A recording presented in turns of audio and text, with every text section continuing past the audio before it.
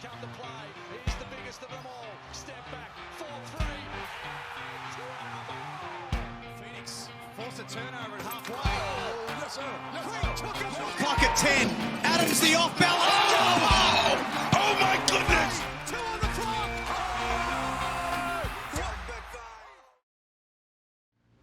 Hello and welcome back to Beyond the Buzzer, the Basketball Fix's prominent podcast about the NBL basketball season and league and everything to do with NBL basketball. We love it. I'm here joined again by my two best NBL guys. It is the most recent Adelaide 36ers bandwagon fan, Josh Higgins, and the love child between Will Magnay and Jack McVeigh, Jeremy Darke. Boys, how are we this week?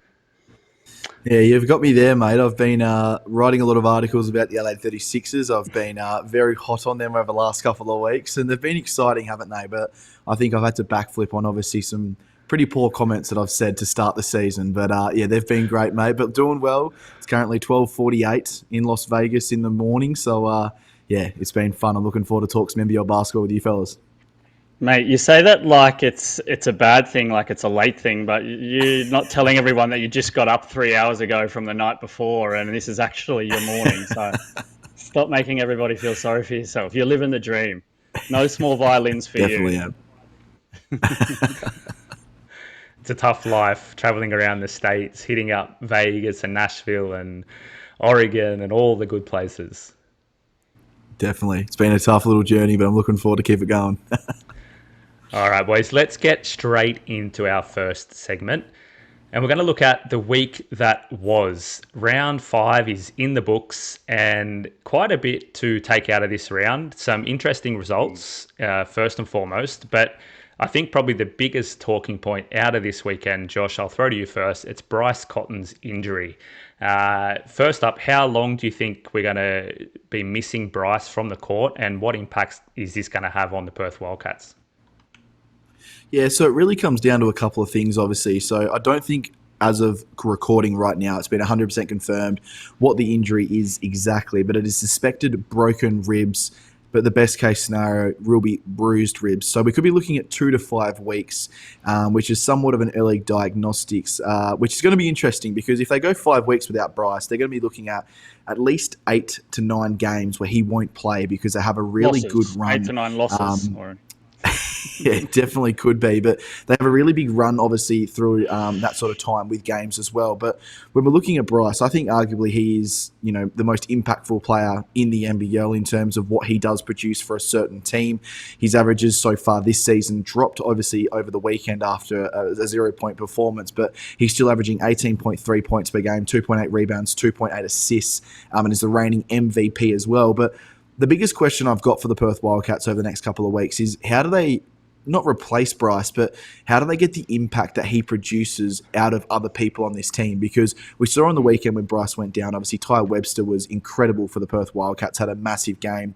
Pinder, I think, was undervalued and underutilized on the weekend as well against the Breakers. I think he, when on the court, was really, really good, but when he was pulled off before he could even put a run of things together. So that's one thing that they've really got to work on over the next couple of weeks. And obviously Doolittle has been arguably their best player. I think he's actually been better than Bryce, to be honest with you guys, this season in terms of consistency and what he's done for this team in an overall sense as well. But I put the question down to Dylan Windler. I think it's time for him now to explode in the NBL. He's got the NBA experience. We know he can hit the three-point shot. He's got a really, really good rebounding sort of, pedigree.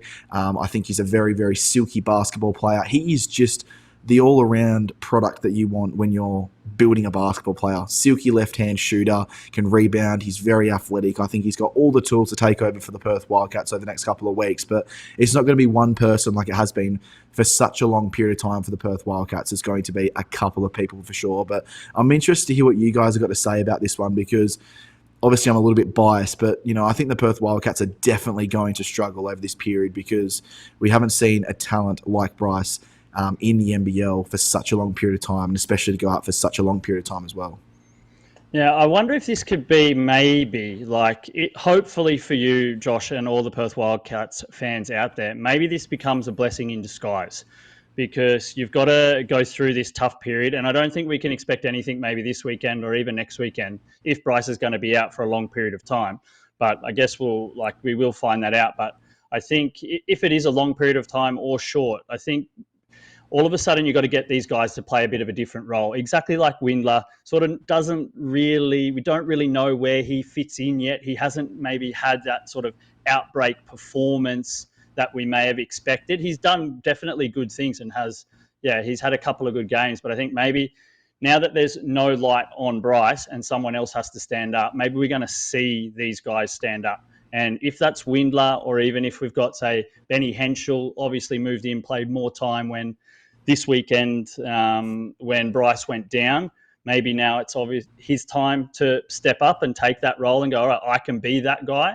And because you can't just sort of put him in for a little bit and then pull him out like we've seen a little bit with them is, you get a chance, and if you're hot, you're in. If you're not, you're not. But now there's not as many strong options off the bench to chop and change. So maybe we'll see some guys get a little bit more time to settle in and really step up and play a role. And then you've got that dynamic that Perth wanted at the start of the season, someone to spread the floor. You've got to watch out for Henschel, or you've got to watch out for Windler. So when Bryce comes back, maybe Bryce has got a little bit more time and can do more things that Bryce likes to do and become that dominant MVP force that we know he can be, but with a sidekick, a little Robin to play with. So it is going to be really, really interesting to see if somebody does step up, who that is, and then how it works when Bryce Cotton comes back. Nah, definitely. And I think, obviously, with Windler as well, we look back to that Sydney Kings game, and I was there live, and he came off the bench, and he had 13 points and 14 rebounds. I think it was 2 3-pointers. Just was attacking the basket at all costs. He's the guy that's got to help Christian Doolittle, because if that's your 3-4 combination, I would argue that there wouldn't be many better 3-4 combinations in the NBL than Windler and obviously Doodle if they're going as well the way that they could possibly go. So exciting times for the Wildcats in that sense in terms of the next man up mentality. But obviously it's a major, major sort of curse with Bryce Cotton going down at this point of the season. Yeah. Yeah, and it's funny how that injury occurred as well. Like watching it, there was no contact. It was a very innocuous kind of way that it happened, and it's hard to kind of think. I tried to reach out on Twitter to the NRL physio. I don't know if he replied, but how that kind of injury can happen just with his body shifting in a certain way, and if it is a break, then you wonder, okay, well, how soft are this guy's bones? Like, yeah, you almost thought it was an oblique injury. The Cairns games. There is a link back to the Cairns game though. So there's a play in Cairns where he does cop an elbow to the rib, and I don't know if that was causing bruising of the rib, but then he gets hit in the exact same spot in this game against the Breakers. So who knows if there's somewhat of an injury he was carrying into this week that we didn't see. But there was a video going around on Twitter as well of a I think it was a Pedro Bradshaw screen that Bryce ran through, and you saw him go down pretty quickly and then get back up very quickly. So could be a bit of a weak spot there. But yeah, it's going to be interesting to see how this all plays out. Boys, the other news out of round 5 is the Kings rotations. Now, Sydney have been a little bit up and down over the last few weeks, and Jalen Adams was injured, come into this game off the bench. And Josh, you're a little bit worried about how these rotations are working. We spoke about it pre-season that it's going to be difficult for Gorge to get all of these guys minutes, such a deep roster with quality players from top to bottom. And now maybe we're starting to see this kind of the fruition or the fruits of their labours coming out here about a quarter way through the season where these rotations aren't really matching up. What are you seeing out of this Sydney Kings team? I'm just seeing an old boy, I think, starting to lose his mind a little bit, to be honest with you. Brian Gorshin, he's been one of the greatest coaches of all time, but his age starting to catch up. I just don't know. There's just so many questions that I've got for Brian Gorshin at the moment. You know, you've got one of the most talented rosters in NBL history. And I think that is obviously a blessing in some senses, but a curse in the other, because, you've got to be able to utilize all these guys to their maximum capacity before you can even think about having a really, really strong team as well. And I want to throw out 3 names to you guys here. So Cam Oliver's the first one who I've been hot on all preseason and season so far. Jalen Galloway, who's just returned from the NBA and was arguably one of the Kings' best players 2 seasons ago. And then obviously Isaiah Leartha, who probably was their best player and most consistent player in the preseason. They're all struggling under Brian Goorjian right now with just a lack of minutes currently. So let's look at Galloway, for example, quickly. He's averaging 4.9 points per game, 2.3 rebounds. You've got Oliver averaging 13.1 points per game and 5.4 rebounds. The rebounds have dropped off dramatically. I think when we spoke a couple of weeks ago, that was in the 8.7 to 9.1 range. I can't remember off the top of my head exactly, but it was in that range. And then obviously Isaiah Leartha is averaging 0.7 points per game, 2 assists and 1.7 rebounds. So it all comes back to the fact that we spoke about this last week, Jez, and I can't remember if it was on a Supercoach episode or on Beyond the Buzzer, but the Kings played 12 people last week in a game, which is just unthinkable. And they played 11 on the weekend as well. And, when we're looking at obviously rotations, most teams go into the playoffs with an 8 or 9 max rotation and would only probably have a 10-man rotation, most sort of time in the NBL or NBA seasons. But for him to be playing 11 and 12 guys in any given week is just absurd, because I just don't think you can find any rhythm, consistency, or even confidence when you go out onto the court. Because if you miss that first shot, in the back of your mind, you're thinking, I could get pulled for another guy to come on to play my exact same role at the exact same position. And I think it's a bit of a worry, because it doesn't even matter if you're a star player. The only person I think is safe on this team is Xavier Cooks and maybe Kelly LePepe, who doesn't really seem to be, I guess, jumped around too much. But guys like Jalen Adams have struggled with minutes. Tyler Robertson missed the first 3 games, and in the last 2 weeks has played over 20 minutes in both of his games. It's just a really, really weird mix that I'm not sure if they don't get this right quick enough, it could affect them, because, yes, they've been great, but they haven't been as good as I think a lot of people could have thought that they could have been to start this year. But what are you guys thinking about the Kings so far? Has Brian lost his marbles? I don't know if he's lost his marbles, but he certainly is like in the old, the old Dr. Hook movies. I think he's definitely can't find them. They're somewhere. They're in Neverland. But I don't think they're lost for good. I think it's just a matter of putting his marbles in the right place, and that's what he does have to find.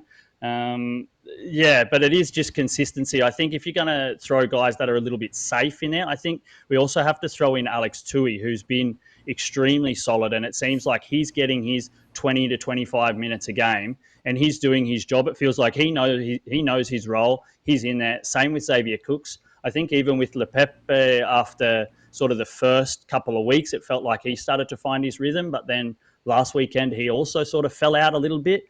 But yeah, I think with it is you've got to get the most out of your players, and for me the biggest problem here is your boy Monster Cam, man, because he's putting up good numbers, he's consistent, he's shooting well, but he's getting underused, and maybe even getting used in the wrong way. I think we saw the best of him when he's playing just that little bit lower, and sort of working in the paint a little bit more, and he's just not getting used that way. He's being forced to play a little bit more on the outside, which I don't think sort of works as well for him. But the rotation of him only playing 12 minutes a game is crazy, because he is, like we said, he was your pick for MVP. He's an MVP caliber player if he gets the time, and he's just like playing 12 minutes, shooting 60% from the field, 1 from 2, and 2 from 3. Like, they're quality numbers, but only playing 12 minutes. It just seems like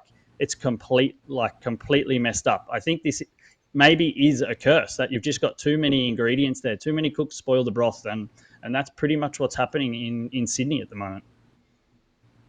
Yeah, it's definitely weird, because you make a good point there about Cam Oliver. And, when we're looking at, obviously, I think him as an overall complete player, they've turned him into, I think personally, just a 3-point center. stand out in the 3-point line, don't attack the paint, because we know the best Cam Oliver is when he's got a full head of steam, he's charging down the keyway and looking to absolutely posterize someone, where he's really been forced into shooting the 3-point shot. So on the weekend, he has 5 field goal attempts. 3 of them are from deep as well. He does make 2 of them. But like you said, 12 minutes for 8 points, for 3 rebounds, 2 turnovers and 1 block. Why are you playing arguably one of the most exciting, dominating, and probably talented centers in the game 12 minutes when you're playing Lepepe, who's a rookie, 16 minutes, and then they have no one play over 30 minutes, which in the NBL world is pretty unheard of in a sense. So, yeah, I'm not sure. I think they've got a lot of things to work on, and I think Brian Goorjian's got a bit of work with his assistant coaches to figure out what is the best rotations and lineups.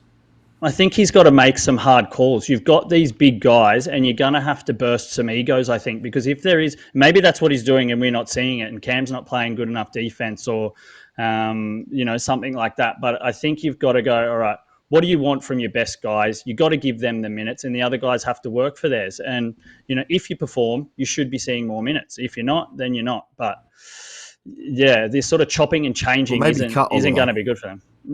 Yeah, he can come and play for the Jack Jumpers. They need a scorer. Yeah, well, the thing is, if he's not doing what he's supposed to be doing, then get rid of him. That's the simple as it is. Because if you're going to make these calls, there's no point wasting all your money on him. You may as well get rid of him, and be that. Instead of wasting his time in a sense playing 12 minutes a game under a rookie, he would be pissed off. He would be 100% pissed off. So yeah, it's going to be very interesting. But we'll move on. You boys are talking like about Brian Gordon. You're talking like Sydney Kings at the bottom of the table. They're sitting third. They've won 5 games, lost 2. They're not in any sort of danger of, falling apart. Obviously, maybe is this to do with more that the expectations are higher with Sydney, and that's why we're thinking have this mindset that... Yeah. Sydney are a team I think most people would have said they wouldn't have lost more than 5 games for this entire season. Like I think that's a genuine statement to say just because of how good their roster is. And I'm not sure. I think over their last couple of weeks, it's been win-loss sort of vibe. So they haven't really strung 2 wins together. So, I do expect a bit more from this team. I know it's very early in the season, but look at where the Illawarra Hawks are. That's where the Kings should be, I think, personally. They should be only 1 loss, if not no losses, and probably be looking like the most dominant force in the NBL. So that's the reason I think I'm a little bit more harsh on them, to be honest with you. Well, I told my wife last week that I'm going to stop saying "I told you so." So, Josh, I'm not going to mention anything about Cam Oliver and first NBL team. We'll just I'll let that slide, so I don't have to speak about it. Boys, Montrezl Harrell has signed for the Adelaide 36ers since we spoke last, and Starling was let go out of the team. What does this mean for the 36ers? We spoke about that they have one of the best scoring, or I think maybe they are one of the best scoring teams, second in the league, and their starters are phenomenal. Their bench is struggling. Is this the way forward for Adelaide, signing Montrezl Harrell and just putting kind of all their eggs in the basket about let's try and win with the 5 guys we have as starters? Josh? Yeah, it's definitely a tough one, isn't it? I think this is one of the best moves that we have seen in, I think, NBL history, to be honest with you. There's never been a guy as big as Montrezl Harrell in terms of name value, currency to the NBL, NBA pedigree player. He's everywhere. Everything that he brings, he is everything that this league is needing. And, I'm obviously here in the States right now, and no one really knows of the NBL, but they know of Montrezl Harrell. And people have gone, oh, he's down in Australia, like some people who maybe follow it. So that is bringing people and eyes to the NBL, which is what the NBL should be happy about. And I hope the NBL are paying for his salary, because it's basically marketing sort of money, to be honest with you guys. But he's a genuine freak. On the weekend, had 22 points, 7 rebounds, 4 assists, 1 steal, 1 block against the Jack Jumpers in another win for the Adelaide 36ers. I think they're 4-3 as we currently speak right now. They're a team who is genuinely looking like a championship pedigree team after losing their first 2 games. They're now 4-1 in their last 5 games as well. And he's been a major reason to that. We've obviously been touching on plus minus, religiously when we're touching on Montrezl Harrell, and that is continuing. His impact is the highest in the NBL by far as well. So when he's on the court, he is the most impactful player in the NBL, and when he's off the court, his team are the worst in the NBL as well. So, but when we're touching on obviously how good this team is and how good this team can be, I'm not certain that having Jarrell Martin in the team still is the piece that they need to win an NBL championship, because Jarrell Martin is a gun, but I think they get the same sort of impact and sort of minutes and play style out of Isaac Humphries and Montrezl Harrell combined. So, I know it's a loyalty thing, and they obviously brought Jarrell Martin over here. They've got to see how he goes, but I would be from the understanding, if I'm Jarrell Martin, that if I don't perform, I could be kicked out of the door very, very quickly, because I don't understand. And I know obviously their coach Mike Wells has spoken about how they're going to look to play Jarrell Martin, Montrezl Harrell, and Isaac Humphries in the starting lineup. I don't know if there's enough scoring in that. Now, Kendrick Davis is great. Dejan Vasiljevic is great. Montrezl Harrell's not a very good three-point shooter. Either is Isaac Humphries. Jarrell Martin's a very shaky three-point shooter. So, is the reason why they have been one of the lower ranked three-point shooting attempt teams, is this the reason? I'm not 100% certain, because this is the play style they want to go down, but I'm not sold just yet, because you've still got to be able to hit that three-point shot at a good consistency in the NBL. But I'm excited to see it for sure. And when we're touching on Montrezl Harrell, what a signing for the Adelaide 36ers, boys. Yeah, it is massive. And the three-point shooting is something that we've spoken about consistently through Beyond the Buzzer and the Basketball Fix episodes, that they're one of the best three-point shooter teams, but take the lowest amount of shots out of anybody. And you can see it. It's kind of touch and go in their games. If they're not shooting, around their own average, then they're losing games. So this could be a further kind of dent into that number for the Sixers if they can't get a couple more shooters out on the floor.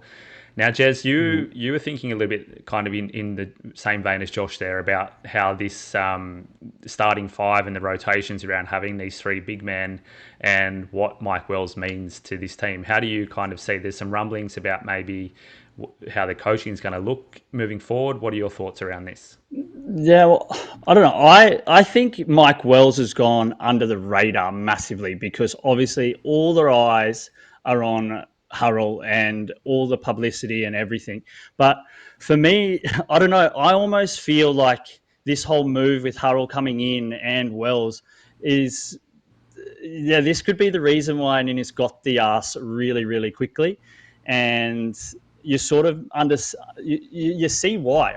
I think Wells is fantastic. I sat and listened to his presser at the end of the game against the Jack Jumpers, and I don't know, I just feel he's completely stable. It's professional. He really has a high level of coaching, understanding, but also humility. And I think that it plays a massive, massive part in getting this team to function, because the humility that he had, there was a lot of questions being thrown at him, and he first and foremost pushed everything straight over to Jason Kadee and his 400 games, because that was the most important thing about that day and about obviously that win. And he wanted to make sure that he got his time to chat about his journey and what that game meant to him and what his career has meant to him and how he's formed himself to be such a fantastic participant in the NBL, and how well his life has become and what he's done for others.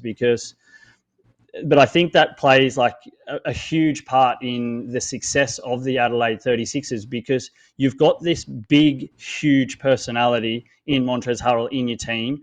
You've got Kendrick Davis, that obviously isn't shy to back away from a little bit of controversy and fight, as we already seen with his comments fighting straight back at Ulich and all of that at the start of the season. You've got DJ, that's obviously known to also be a pretty big personality.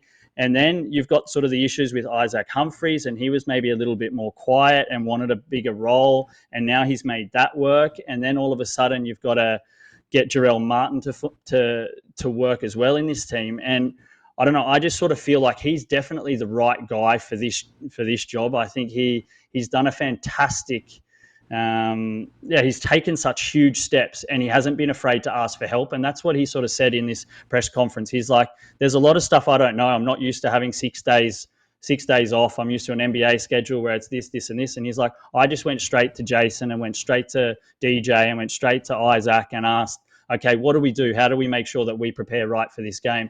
maybe they're the wrong people considering how much they lost last year, but he still went to the source and talked to his players and wasn't like, okay, I'm going to do it my way.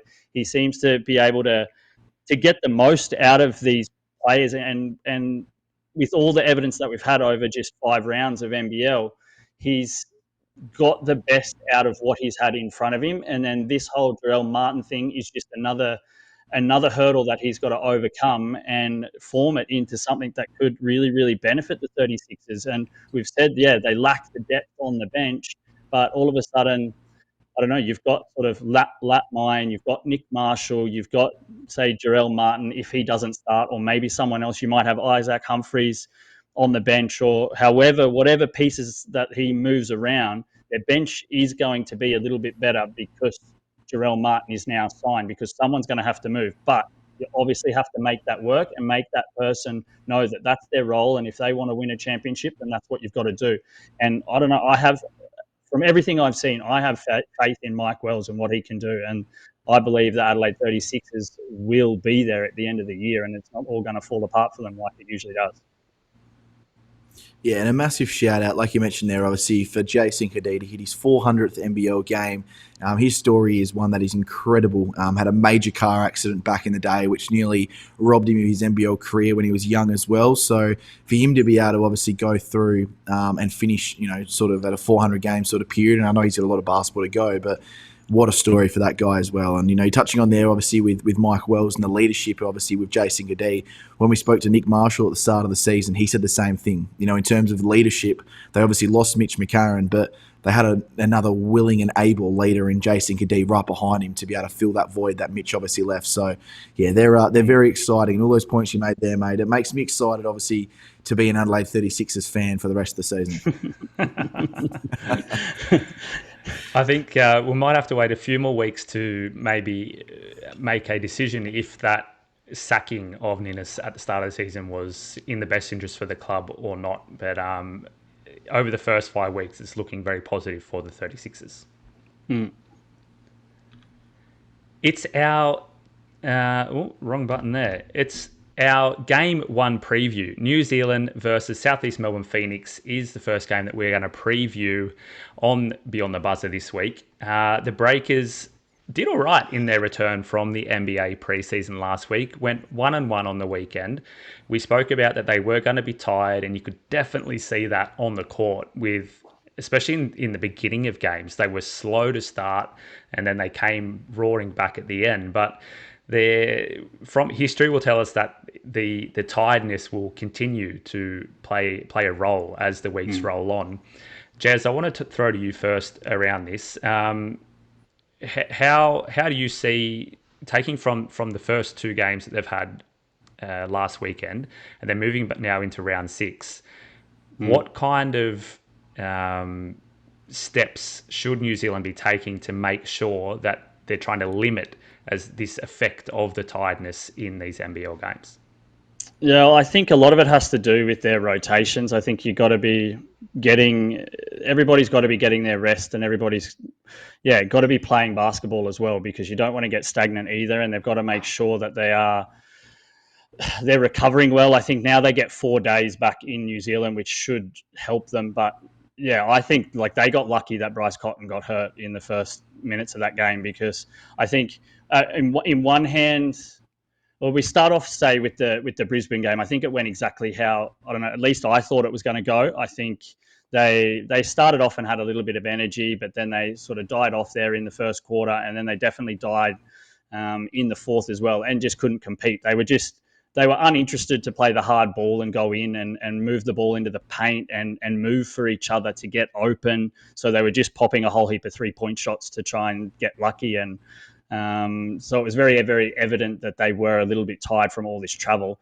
And then they get home and they play against Perth, but they were only there for, I don't even think it was 24 hours before the next game after their flight landed. So it's really, really harsh.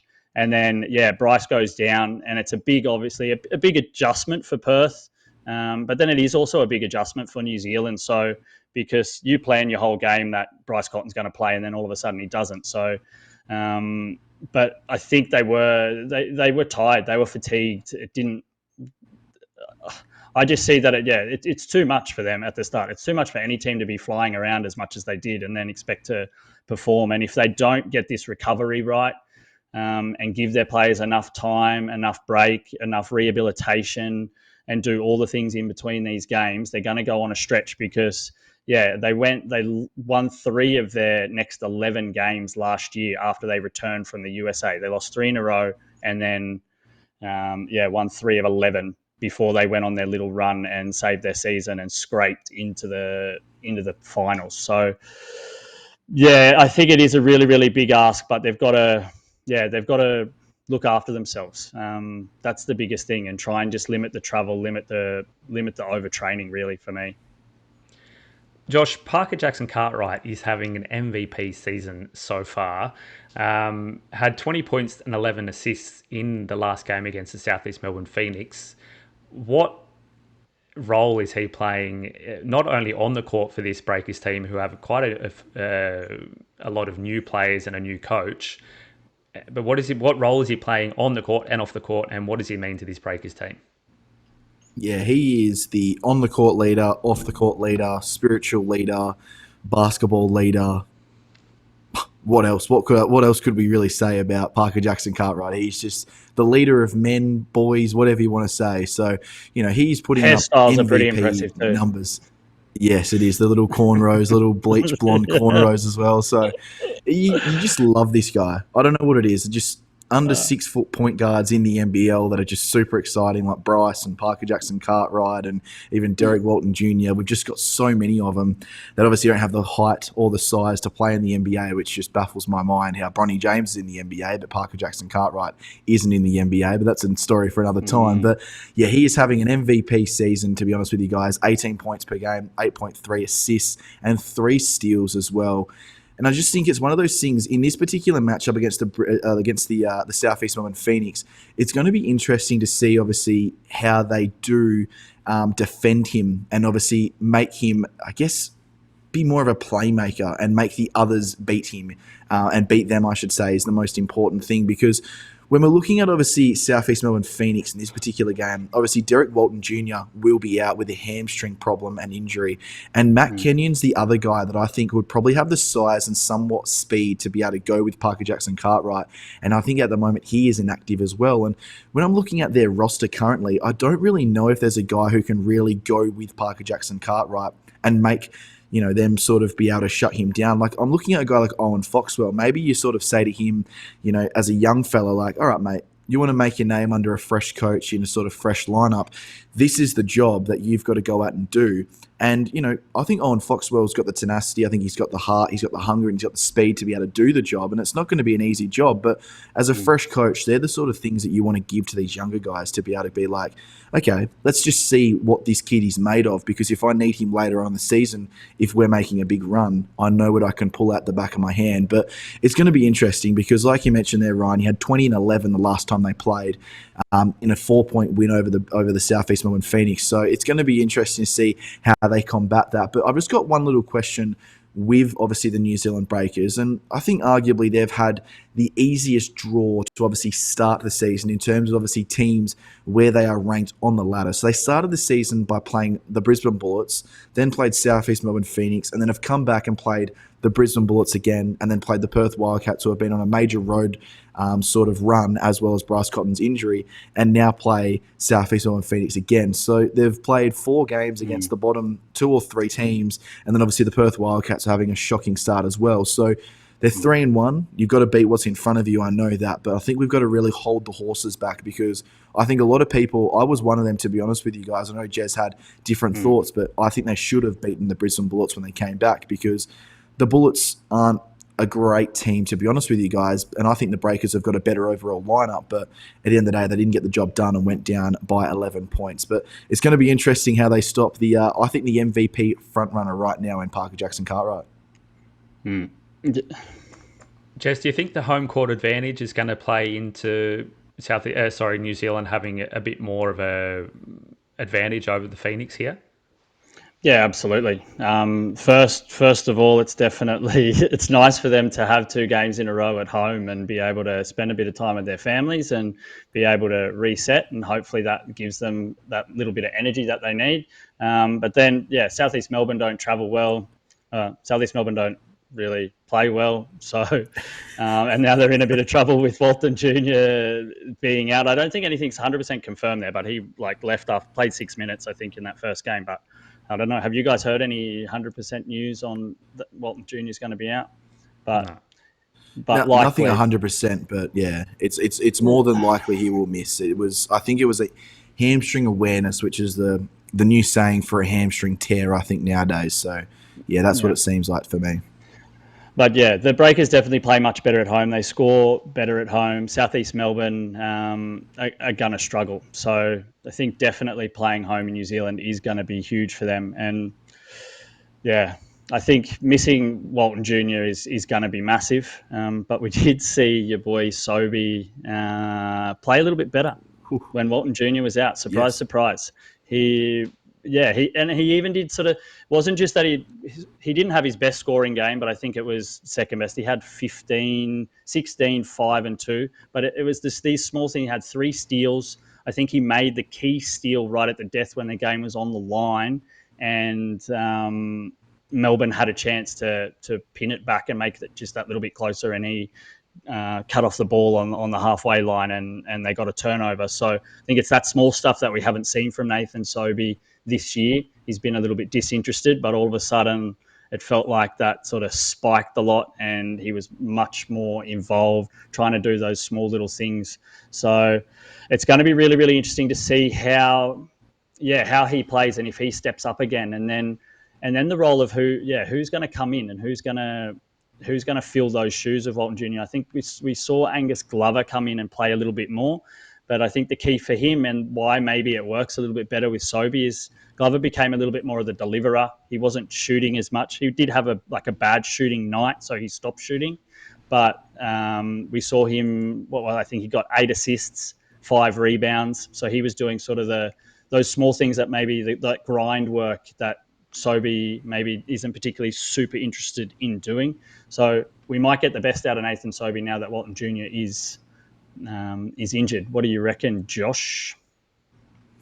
Yeah, it's going to be very interesting. Now, obviously, one key factor to this whole thing with South East Melbourne Phoenix is the fact that they've gone out and finally signed a new head coach after the sacking of Mike Kelly, which was probably at the hands of Nathan Sobey, and that's the reason why he started playing some good basketball. But they have signed, obviously, Josh King. Really good name, obviously, Josh. But he's come from the Turkish Basketball Super League. So it's going to be interesting because I want to flag a few things here. Now, obviously, we've seen some great play from a few of their guys like Matt Hurt. Obviously, I think another guy is obviously Jordan Hunter, who started to string a few good games together. Now I think everything just goes back up in the air for South East Melbourne Phoenix. So they're 1-5 currently, but the brand new coach comes in, and we're going to see the Mike Wells effect in a couple of weeks potentially. You know, this guy might come in, might be a little bit more strict. He might be a bit more harder on the players. He might demand more. Maybe Mike Kelly wasn't giving them the treatment that some of these guys like. We don't know what the things were happening behind the scenes. You know, I can sit here and say, I believe Mike Kelly is a great coach, but Mike Kelly might have not been the greatest coach for what this team needed. And we've seen them respond with a fresh voice and some fresh ideas against, obviously, Melbourne United over the weekend. But, yeah, it's going to be very interesting. So hopefully this obviously works out for the Phoenix, because I think, obviously, the last 2 seasons have been very, very poor. And I think their whole existence in the NBL over their first 6 to 7 seasons has been relatively poor. But let's just hope for those Phoenix fans that they find, obviously, a little bit of hope and maybe a couple of wins along the way as well, and we get this sort of ball ticking, I guess, over these next couple of weeks as well. But I'm looking forward to seeing what they do, because hopefully some fun times are ahead for sure. They have the talent on the roster and the ability within the players. And as we said, credit where credit's due for Nathan Sobey. We've been busting his balls all season long on this podcast. And now I hope that both of you bring him into your Supercoach teams. So because you've spoken it's so disgusting. We will touch on this in the Supercoach episode, but it's disgusting. I genuinely had a team where Nathan Sobey was in it, and it just didn't feel right, and I can't do it. But we'll touch on that. And make sure you check out NBL Supercoach sessions for that whole discussion with myself and Jez. The comments on the YouTube channel as well were like, don't even mention that person's name on this podcast ever. But he's cheap. He's cheap. He's cheap. He's Definitely cheap. All right, boys. Power rankings. Josh, this is your segment to run through. We're going to talk about where these teams sit on a kind of 1 to 10 basis. I'll let you run it from here, mate. Yeah, so every 5 rounds, we're going to come on here and do our NBL power rankings. Now, you can obviously do these things from a week-to-week perspective, but I think they obviously run too closely with obviously the NBL ladder if you do it week by week. But we're going to do this in 5-week increments. Now, we're going to be starting from all the way to number 10 and then work our way up to number 1. Once I'm done, you guys have a bit of a discussion and talk about what you guys think, if I've got anything wrong or if I've got it all right, whatever you guys have to say. But coming in at number 10 will be Southeast Melbourne Phoenix. Now, obviously a 1-5 start to the season. I think the most exciting thing, like we just touched on, obviously, is a brand new coach in Josh King will come in with new ideas and hopefully some new hope for this team. And maybe they can bounce back a little bit and earn some more respect in the NBL as the season goes along. Now, coming at number 9 is the Brisbane Bullets. Now, they probably could have been a little bit higher just in terms of recent form, but they've obviously got 2 wins and 3 losses to start the season. Now, when I'm looking at this team, I think the best thing for them in terms of obviously their win-loss record is the fact they haven't played double game weeks just yet. So, that doesn't really look too bad. 2 wins, 3 losses. It's looking okay. I think they're starting to find their straps a little bit. I think Josh Bannon is a major reason as to why this team is starting to have some success in the NBL. We spoke about him. I was very hot on him when we were doing our NBL preseason predictions and obviously previews for these teams. And I think he's been a major reason as to why this team has found some sort of, motivation and presence over the last couple of weeks. Coming in at number 8 is the Tasmanian Jack Jumpers. Now, they've obviously got a record currently of 2 wins and 5 losses. They've looked quite hopeless, I think, for a lack of a better word, over the last couple of weeks, which is very harsh, obviously, to touch on the reigning NBL champions. But too many questions about them for me. I think Craig Sword has got to go with how this roster is currently constructed. I think they've got to bring in another scorer, obviously, to be able to replace what Jack McVeigh was giving them guys last season. But a lot of things have got to change for the Tasmanian Jack Jumpers. I don't know if it's one of those things. We see it all the time. A team wins an NBL championship or a championship in whatever sport. They lose that extra motivation. They lose that extra sort of spark and spirit in their sort of like rotations and, locker room and all that sort of stuff as well. And let's hope they can bounce back. But they're currently number 8. We've got the Perth Wildcats in at number 7. History tells us that they're going to rebound, to be honest with you guys. But without Bryce Cotton, it's going to be incredibly hard, which we've touched on in this episode so far. But obviously, they've got 2 wins and 4 losses to their name. And they have travelled in their past 3 games as well. So I think they've got a home game this week, which will be really nice. But then they play 10 games in 5 weeks. So that stretch there is going to be very challenging for the Perth Wildcats. Number 6 is the Cairns Taipans. 3 wins, 4 losses to start the season. I think I've gotten a little bit more of a pass mark over other teams, though, because they're missing probably 2 of their best players in Taron Armstrong and Tanner Groves in terms of pure importance and what they do for this lineup. I think they've got a little bit of a pass there with a 3-4 record. So they're number 6.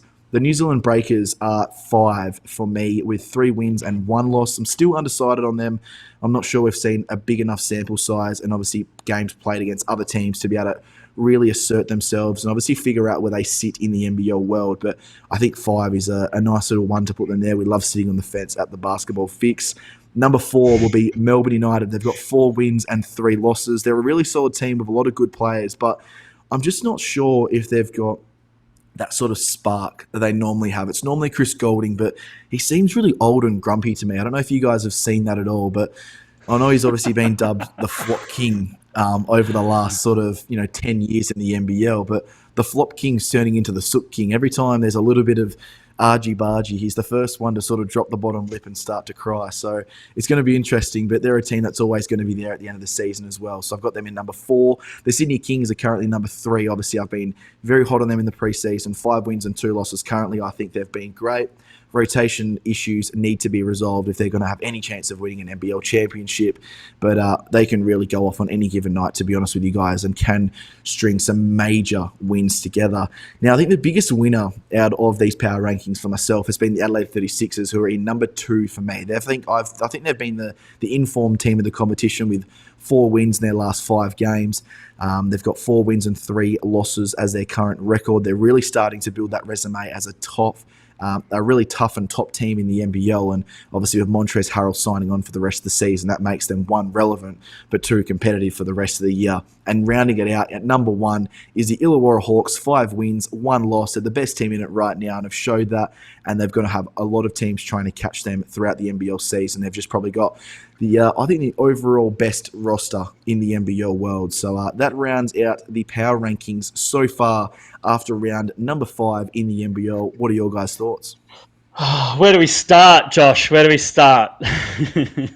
No, to be honest, I was hoping to be able to pick this apart, be extremely critical, give you heaps of pushback. That was the whole plan in the beginning when I quickly perused through this. But I think you're pretty spot on. Like, you can nitpick, of course, and go, okay, well, the differences between I think your top 4 is exactly where it should be. I don't think you can argue at all about the top 4.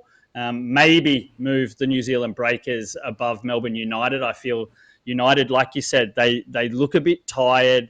I don't think they've got it all together like you felt like they had at the start of last season. I think there is definitely cracks, and I think these big teams, or even any team, we've seen the bottom team find a way to beat them just because they lost, the best defender in the NBL in Shea Ili, the practice before the game started. But a top team like Melbourne that was, won the minor premiership last year, was one of the favourites coming into this season. You lose one guy and then you lose to Southeast Melbourne that have been getting crushed by everybody. So I think that shows that they're maybe not as strong as everybody may think. So maybe they could have dropped down, but then I've still got similar question marks over the New Zealand Breakers. We don't know what they're all about. For me, I would almost move Cairns with Taron Armstrong being still injured. You could possibly move Cairns even under, but then you move them under Perth or under the Jack Jumpers. I don't know if you can do that either. So I think you've placed everybody well. We could shuffle and change a little bit, but it's just nitpicking, to be honest, because there is question marks about, say, anybody from 4 to even 4 to 10, but say at least 4 to 8. I think you just don't really know what you're going to get. You're waiting for, on a good night, Jack Jumpers could certainly shut someone down and get a victory over anybody in the league, but it's definitely a one-off at the moment. You can't have faith in them. So, and Perth, we just don't know what Perth are going to be without Bryce Cotton, and they've got all the potential in the world, but not sort of really hitting it at the moment. So I think you're spot on. You've done a good job. I wish I could have been harsher than I was, to be honest. I don't agree with you. I think Adelaide are way too high.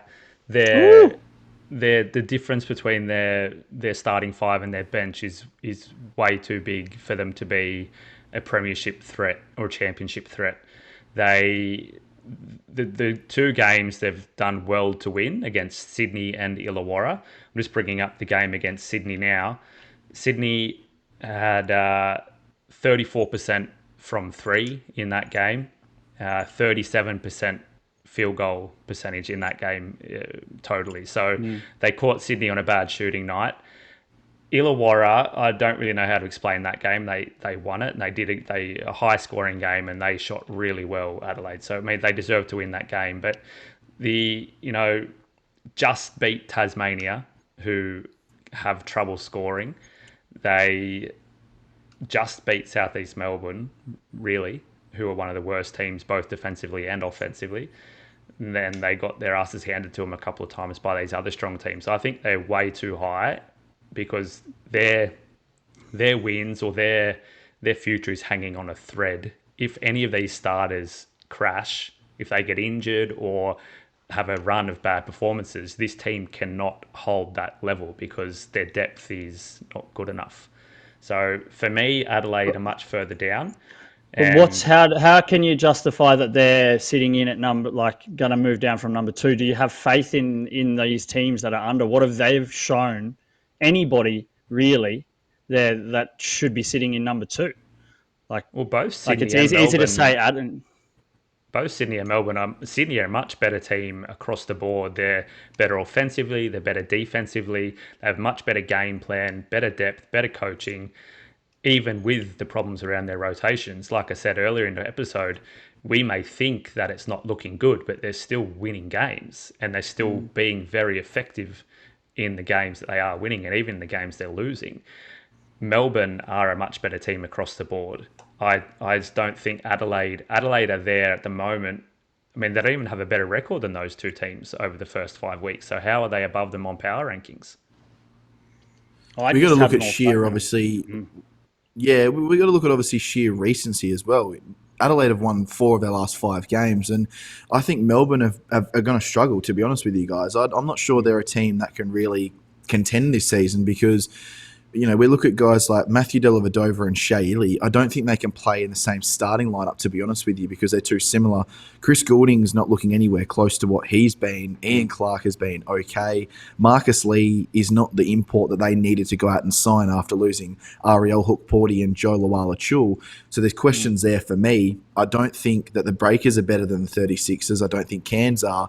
You know, the only question, to be honest with you, I think Adelaide don't fall further than 3, in my opinion, because I think they're better than Melbourne United, and obviously maybe you could switch them with the Kings currently, but I think there's obviously some questions about the Kings. You know, you touch on those shooting nights with the Kings, but they're going to have a lot of those nights this season with what we've spoken about in this episode, with the lack of consistency in the rotation and roster. So it's definitely one that's going to be...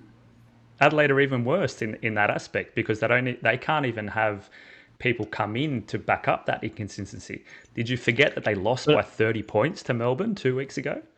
No, definitely. That's the thing as well. But we look at anomaly games in sport, and that's one of those anomaly games. It's the fact that, you know, they happen all the time. Melbourne lost the week before to the Cairns Taipans by 25 points, and then Melbourne beat Perth in Perth by 30 points. Like, the NBL is at a weird stage at this stage where you either just win games or you get blown out. I think Melbourne's average losing margin is 11.3.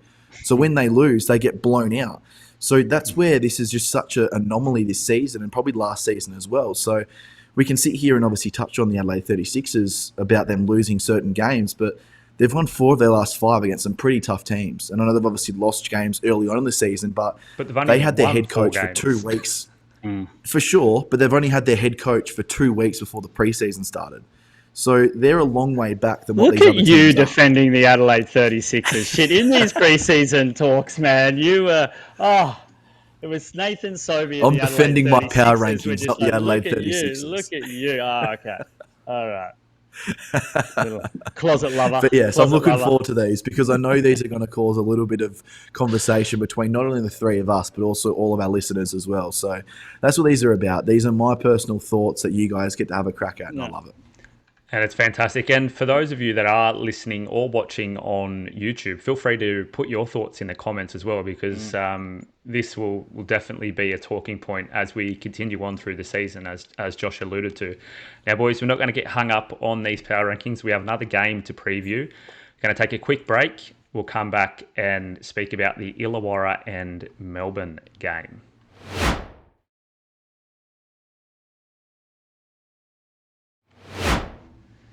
Now it is the Illawarra Hawks who are leading the league at the moment, sitting in first place, have lost only 1 game so far this season, coming up against Melbourne United.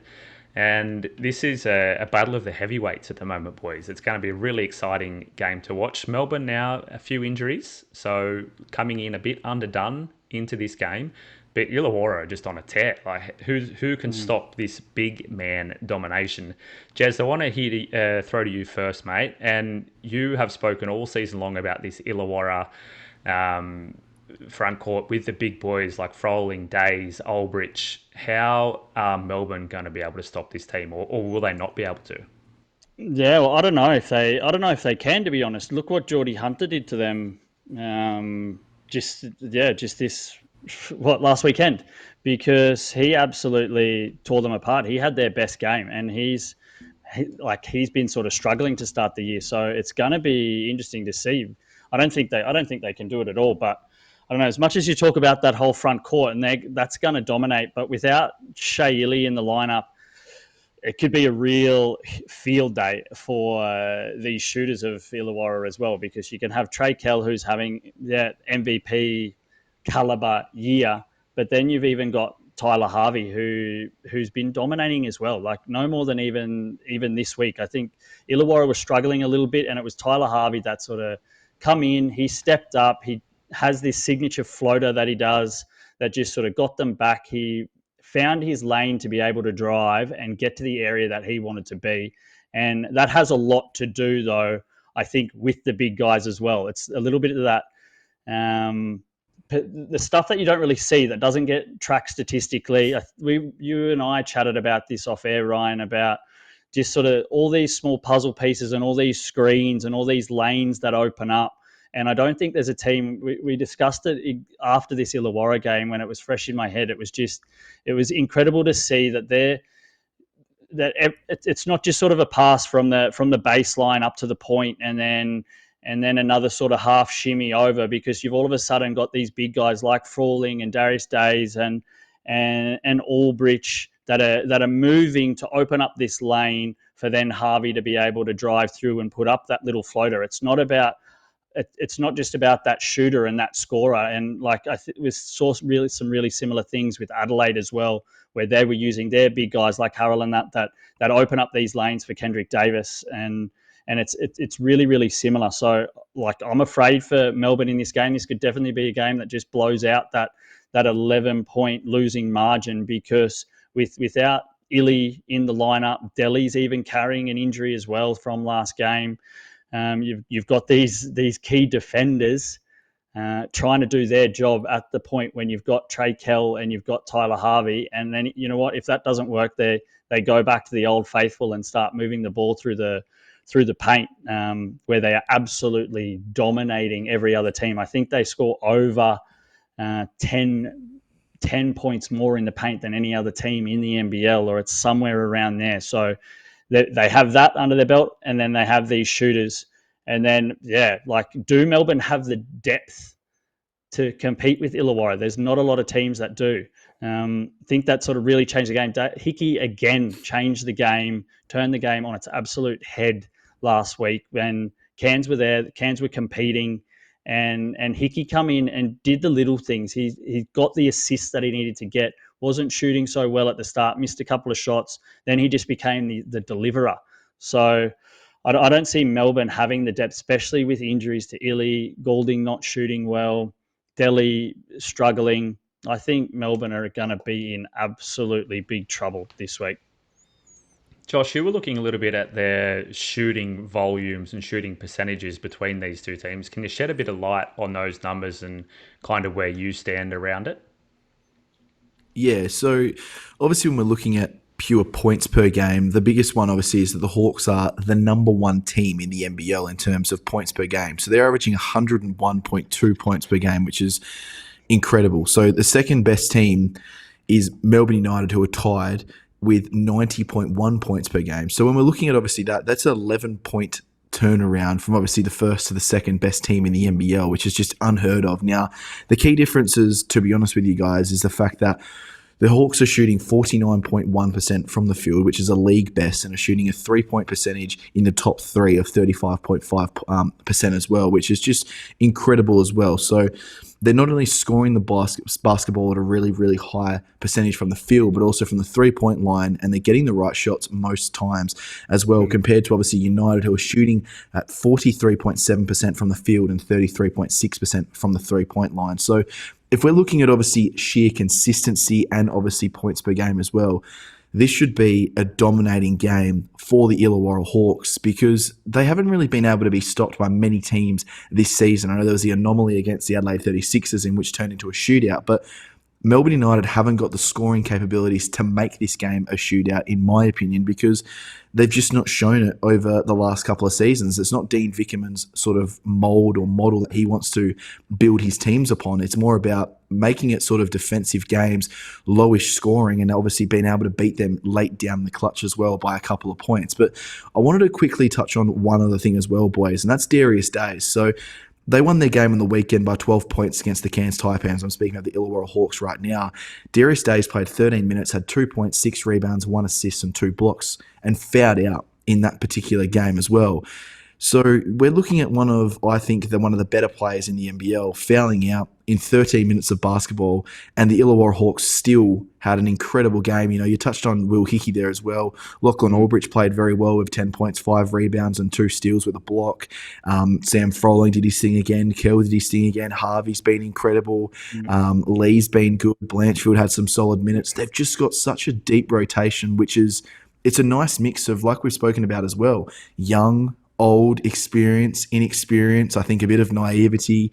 Everything they've just got going is incredible. And there's something brewing down there in Illawarra as well, which I'm excited to obviously see where this goes in NBL 25. No, I think there's one name that we've sort of forgotten a little bit too, because we're getting so excited about how high power this offense is. But excuse me for my pronunciation, but Swakalobaluk. Wani Swakalobaluk. Okay, Swakabaluk. But you get the point. That's why I'm not the linguist. I'm the bogan from Queensland, so not used to these names. But anyway, he's been absolutely phenomenal. Like, you look for a guy that's got to shut down and do the hard work, and he's been there. He's not racking up a lot of stuff statistically, but he's in the way. He's long, and he's been that defensive key defender in these times when they've needed it. And I think he doesn't get enough credit. He's really sort of turned around his game and been an integral part of this Illawarra's team that is just all about scoring, but you need to have that defensive guy, and he's been that for them. He's been building over his whole career.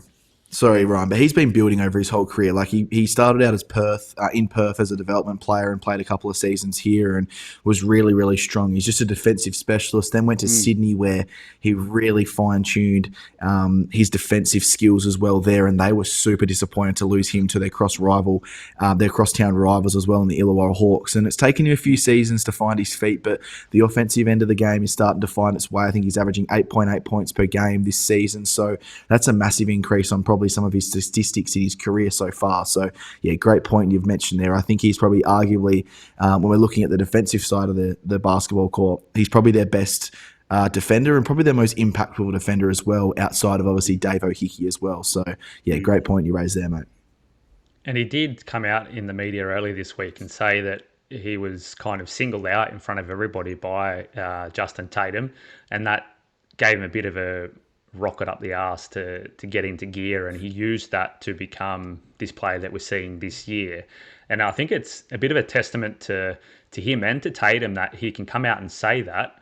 And, it is quite a negative thing, but he's put a positive spin on it, and there's no kind of, oh, look what happened, there's problems at Illawarra. Everybody's seeing that as it's a great coaching step, a great coaching move, and now look at the results coming out of it. So, I mean, yeah, I also think Swakalobaluk is having a breakout season, and it's fantastic for Illawarra seeing him. Josh, I want to just... They're always a good coaching move, though.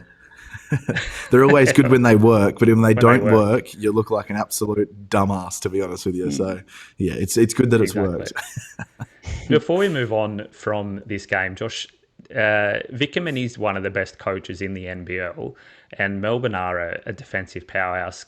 What will he have to do? What do you think he can motivate this team to really be that defensive presence against Illawarra and get the win here? Is he the coach to do it out of anybody in this NBL landscape? Oh, definitely. I think he's up there as probably one of the 3 top coaches in the NBL. So, obviously Justin Tatum's asserting himself as one of the better coaches, and you got Scott Roth, in my opinion, and Dean Vickerman is the other one, I think, obviously. So, I think he's definitely got all the tools around him to be able to motivate certain people. I think he could be getting a lot more out of Marcus Lee. So, I don't know, Rob Lowe's had a good start to the season, but when is it time to start to fade him out and bring Marcus Lee's minutes up? Because Marcus Lee hasn't been hitting the foul trouble like he did in his first 2 seasons in the NBL. He looks like he's a lot more of a reserve defender that is really impactful. So I think it's time for him to step up into that starting lineup. Obviously, the most important player on the defensive end is not going to be playing in this particular game in Shea Ili, which is a massive loss because I don't think Delhi has got the quickness as he has over the last couple of NBL seasons. It's clearly starting to get to that point now where he's getting to that age. And I know Melbourne won't like me saying this, but he's getting older and it's starting to become very, very clear for them. So, you know, he's obviously a step behind everyone. Chris Goulding looks like he's had a little bit of a regression there, obviously, as well. I think Ian Clark, to be honest with you, is a guy who Vickerman needs to put some pressure on because, again, he's an import player who's an offensive player but can be a very good defensive player, but they've got to get more out of him on the defensive end. So there's a lot of questions with Melbourne, but in terms of your question there and asking is Vickerman the right man to be able to get this team going defensively, to be able to beat Illawarra, I've got no questions about that because they held the Perth Wildcats to 69 points at RAC Arena this season. And if there's any team that can do that against the Perth Wildcats at home, I think they can genuinely get across the line against the Illawarra Hawks in this particular game here. Yeah, I'm a bit worried actually as an Illawarra supporter for this game. I think Melbourne have the pieces that can disrupt the powerful offense, and the coaching is going to be immaculate to watch in this one. What is it? What do you have to do to stop Illawarra? I don't agree. I think Illawarra can absolutely run over them. But if you guys are worried, what is it that they are gonna do, or what do you have to do to stop Illawarra? Because they have been so dominant, and when you sort of shut down one part of their game, if it's the low or the high, they just use the other. Like I don't know how you're physically going to stop them, especially with Shea Ili being out.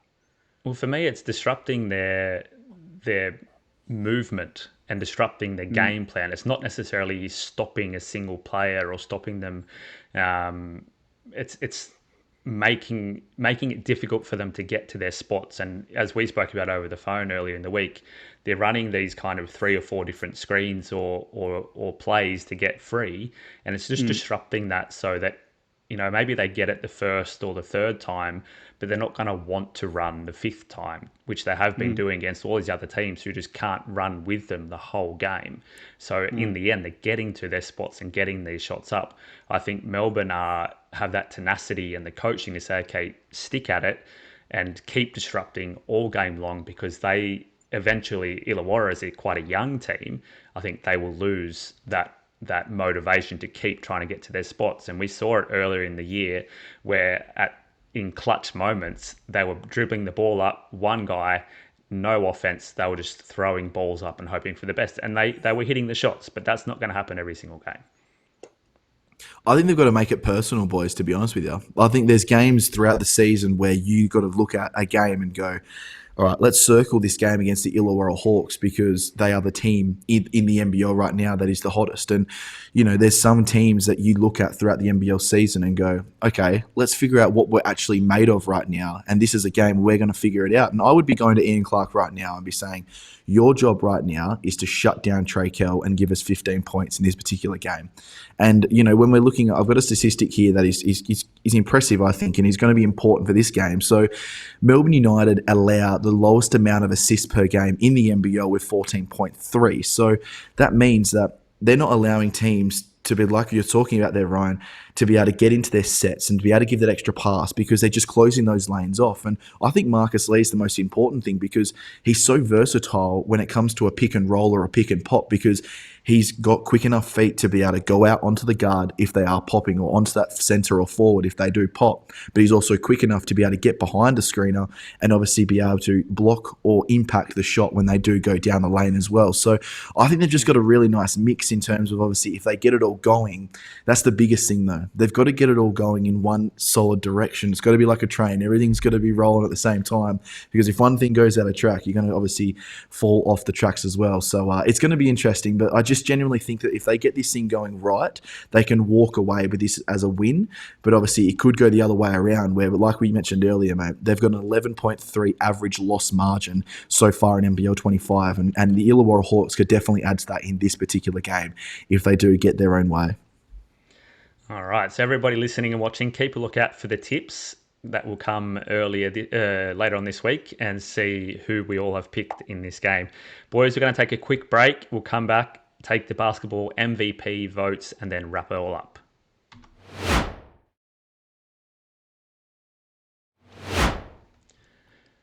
Josh, it is time for the Basketball Fix MVP, where we pick our best performances from last weekend and give them a rank. Good, you're from Penrith. I'm from Queensland. I'm good at talking, isn't I? Yeah. And then next week, we will look back at the leaderboard over the first 6 weeks of the competition. Josh, take us away. Yeah, so I was supposed to do the leaderboards this week, but it's been very hard to get a couple of minutes away, obviously, with all the parties Between the going on pokies over here. But let's get into this week. Now, it's going to be an interesting one because there is 2 first-timers this week on the Basketball Fix MVP voting. So coming in at number 1 is Pedro Bradshaw. Had a massive game for the Cairns Taipans. I know they had a 12-point loss, but he had 18 points, 14 rebounds, and 3 assists in this particular game, and was really a shining light for a pretty disappointing Cairns Taipans team over the weekend. So he gets the 1 vote from me. Montrezl Harrell gets the 2 votes with 22 points, 7 rebounds, 4 assists, 1 steal, and 1 block against the Tasmanian Jack Jumpers, and had an incredible game. Obviously, I think he did a lot for that team, both offensively and defensively, and just really created that spark I think that they needed, especially in that second quarter as well, when they started to get the ball rolling a little bit. And the 3 votes for the first time this season, him getting votes, and he started off in an impressive way. Coming back, obviously, from the States, goes to Matt Mooney, 28 points, 4 rebounds, 5 assists, and 2 steals. And I think Jez said some comments about Matt Mooney, whether it was in the Beyond the Buzzer episode or NBL Supercoach, where he said, I think it was earlier on in the year, mate, but he said he's going to be very, very important for this team and probably be a very, very crucial player for them. So you've been very, very correct on that so far, mate. He had a massive round for the New Zealand Breakers in round number 5, and he walks away with the 3 votes. Jez, is Parker Jackson Cartwright a bit... do you get the stiff end of the deal here, you reckon?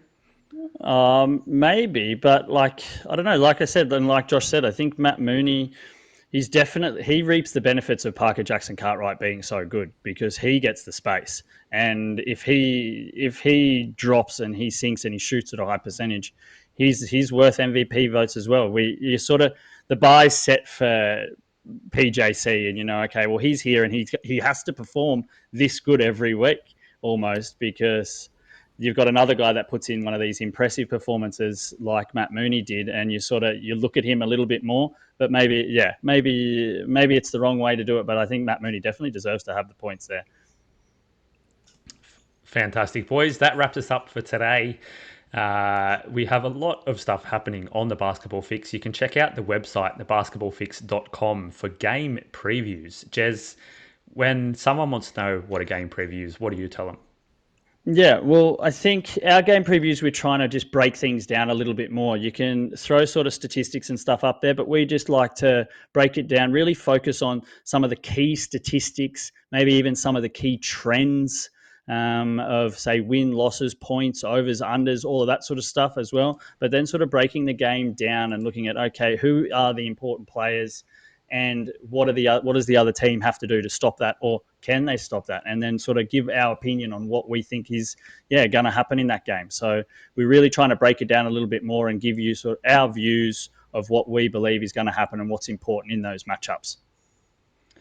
Awesome. And Josh, what can listeners and viewers that love the Basketball Fix content, what can they expect of over the next week or 2? Yeah, so obviously we've got NBL Supercoach sessions coming out as well.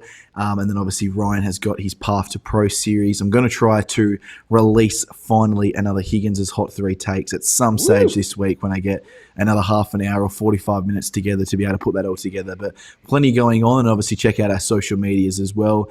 Obviously check us out on Instagram at the Basketball Fix Podcast, and then obviously check us out on YouTube as well, where you can watch videos like this and plenty of more content over there as well. So like Jez is saying, you can find the links to our NBL game previews on them and all that sort of stuff. So plenty going on as always, boys.